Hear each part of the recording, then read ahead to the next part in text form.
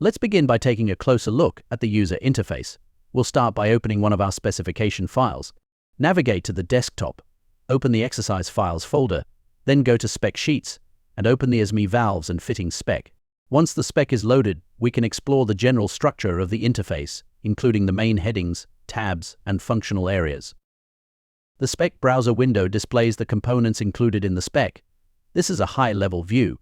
For example, if we select a butt-welded ball valve, we can see that it includes sizes ranging from 2 inches to 6 inches. To drill down into the details of each component, we can either double-click the entry or use the Property Editor option.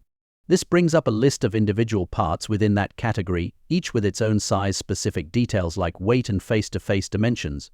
These individual entries provide an in-depth view compared to the rolled-up group summary. The catalog window works similarly to the Spec Browser. It lets you apply common filters like size, connection type, and material, along with a search box for you to find things easier. Moving on, the interface features a branch table editor. This tool controls which types of connections are permitted during pipe design. For example, a 6x18 branch may only allow a stub in connection, while an 8x18 branch might permit both, reducing T's and stub-ins. This ensures adherence to company or project design standards.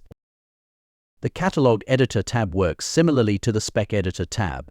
You can search for specific components like flanges and view both descriptive and dimensional data. When selecting a particular size, say a 2-inch flange, you can view detailed dimensions such as pipe diameter and all related measurements.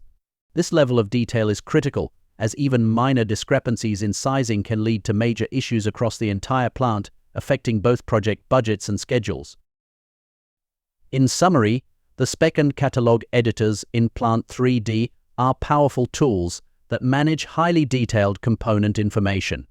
Accurate management of these tools is crucial for maintaining data integrity and avoiding costly design errors.